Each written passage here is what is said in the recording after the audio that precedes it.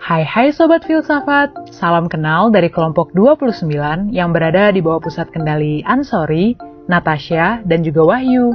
Kali ini kita akan menelusuri lebih dalam sosok Karl Popper, seorang filsuf yang sempat menggemparkan dunia ilmu filsafat dengan pemikirannya yaitu teori falsifikasi yang dibahas dalam bukunya berjudul Logic of Scientific Discovery. Yuk pegang ilmunya yang kuat supaya tetap kritis dan logis. Filsuf kelahiran Vienna, Austria pada 28 Juli 1902 ini punya nama lengkap Karl Raimund Popper. Banyak dari kita yang masih sangat asing sesekali mendengar namanya. Mungkin karena tidak sesering mendengar nama Plato, Aristoteles, dan para filsuf lainnya. Namun daripada itu, siapa sangka nih ternyata beliau adalah salah seorang filsuf terbesar abad 20 di bidang filsafat ilmu. Minat dan bakatnya bermula dari sang ayah, yang mana beliau adalah seorang pengacara, namun sangat berantusias dengan buku-buku dan dunia filsafat. Maka nggak heran ya jika Popper tumbuh menjadi sosok yang sangat cerdas. Ketika usianya beranjak 16 tahun, ia meninggalkan sekolahnya dengan alasan bahwa semua pelajaran yang disuguhkan terlalu membosankan. Lalu ia menjadi pendengar bebas pada Universitas Suina dan baru tahun 1922 ia diterima sebagai mahasiswa. Pada tahun 1928, Popper meraih gelar doktor dengan judul disertasi Masalah Psikologi dalam Psikologi Pemikiran. Dari sini kita udah bisa tahu ya sobat, kalau Popper punya gairah yang besar pada dunia filsafat. Seorang Karl Raimund Popper yang pada tahun 1934 menggebrak dunia filsafat sains dengan bukunya yang berjudul The Logic of Scientific Discovery. Dalam bukunya tersebut, Karl Popper melakukan banyak kritik terhadap kecenderungan metodologi sains di masa itu yang didominasi oleh kaum yang menganut ajaran positivisme. Nah, positivisme itu sendiri apa sih sobat? Dapat kita simpulkan bahwa pengertian positivisme secara terminologis berarti suatu paham yang dalam pencapaian kebenarannya bersumber dan berpangkal pada kejadian yang benar-benar terjadi. Jadi, segala hal yang di luar itu sama sekali tidak dikaji dalam positivisme. Nah, dalam bukunya ini, Karl Popper mencoba untuk mengajukan sebuah gagasan yang menarik mengenai falsifikasi. Karena pada sebelumnya, kaum positivisme ini banyak menggunakan prinsip verifikasi, yaitu menggunakan pembuktian dengan fakta-fakta empiris untuk mendukung sebuah teori sains. Nah, falsifikasi ini adalah kebalikan dari verifikasi, yaitu pengguguran teori lewat fakta-fakta. Menurut Karl Popper sendiri, proses verifikasi ini sangat lemah loh sobat, karena verifikasi ini hanya bekerja melalui logika induksi. Namun, apa masalahnya dengan logika induksi? Popper sendiri menolak cara kerja dari metode induksi ini yang secara sistematis dimulai dari observasi, kemudian pengamatan yang dilakukan secara berulang-ulang untuk memperlihatkan ciri-ciri umum yang nantinya akan dijadikan sebagai hipotesa. Lalu tahapan selanjutnya diperkuat dengan menemukan bukti-bukti yang mendukung teori atau hipotesa tersebut. Nah, karena Karl Popper sendiri tidak setuju dengan logika induksi ini, maka Karl Popper lebih condong untuk menggunakan falsifikasi. Jadi, fokus penelitian sains bukanlah pembuktian positif, namun pembuktian negatif.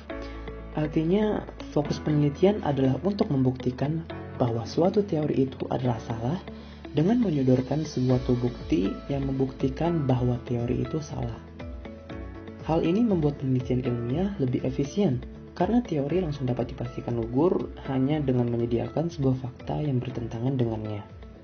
Hal ini tentu berbeda dengan verifikasi ya sobat, karena verifikasi membutuhkan banyak sampel untuk bisa mengambil suatu kesimpulan.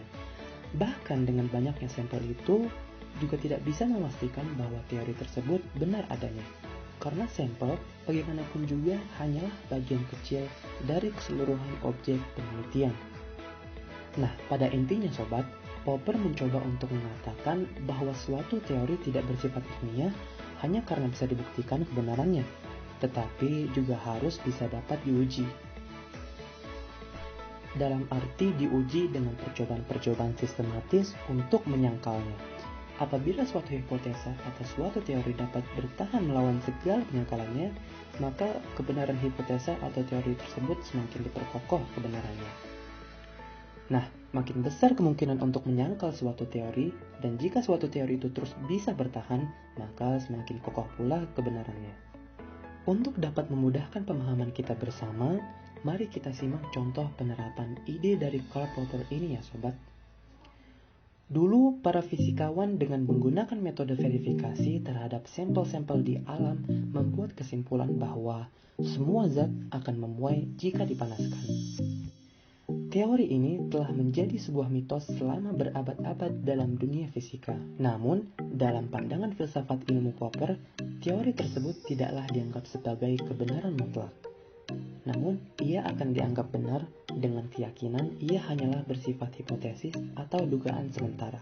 Nah, dengan adanya penemuan yang menggugurkan teori pemuaian zat tersebut, maka kita bisa memperoleh keyakinan bahwa teori yang selama ini dipegang ternyata salah. Oleh karena itu, teori tersebut berkembang menjadi semua zat akan memuai jika dipanaskan, kecuali air dalam rentang suhu 0 sampai 4 derajat Celcius. Akan tetapi, teori yang kedua itu pun tidak bisa dianggap kebenaran yang mutlak. Ia akan bisa dibuktikan jika nantinya ditemukan fakta lain yang bertentangan dengannya.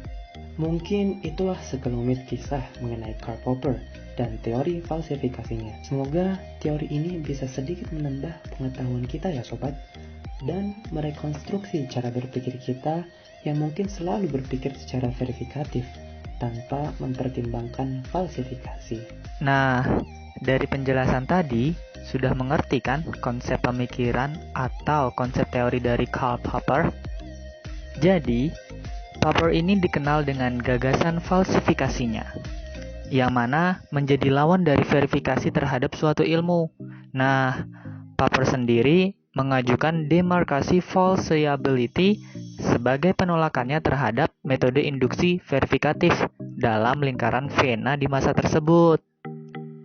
Karl Popper memandang bahwa sebuah ilmu merupakan rangkaian proses yang berakhir dengan mempertanyakan apakah ilmu mempunyai sifat untuk dijatuhkan atau tidak. Popper tidak membenarkan bahwa teori berdiri di atas pengujiannya itu hipotesis benar atau salah. Terdapat peluang bagi sebuah ilmu untuk dirobohkan atau dikokohkan, sehingga menjadi pembeda yang jelas antara kebenaran yang subjektif atau masih melekat dengan dogma dan kebenaran realitas yang dikokohkan dengan uji ilmiah. Tahu nggak sih kalian, teori Karl Popper ini menegaskan bahwa kebenaran proposisi suatu ilmu tidak ditentukan melalui uji verifikasi, tetapi upaya penyangkalan atas kebenarannya melalui berbagai hal percobaan yang sistematis. Semakin besar upaya untuk menyangkal suatu teori, dan jika teori itu ternyata terus mampu bertahan, maka semakin kokoh pula keberadaannya. Prinsip dalam teori falsifikasi Popper ini tampaknya sangat baik jika diterapkan dalam berbagai studi keilmuan lainnya. Karena Popper sendiri pernah mengatakan bahwa science is revolution in permanence and criticism is the heart of the scientific enterprise. Jadi, kriteria keilmiahan sebuah ilmu atau teori adalah ilmu atau teori itu harus bisa disalahkan atau falsibility, bisa disangkal refutability, dan bisa diuji testability. Gagasannya seperti ini telah mengantarkannya dikenal sebagai seorang epistemologi rasional, kritis, dan empiris modern. Jadi, itulah Karl Popper sebagai salah satu tokoh filsafat. Sekian pembahasan Karl Popper dari kami bertiga. Semoga kita bisa selalu meneladani kecerdasan dalam berpikir ya sobat. Dadah!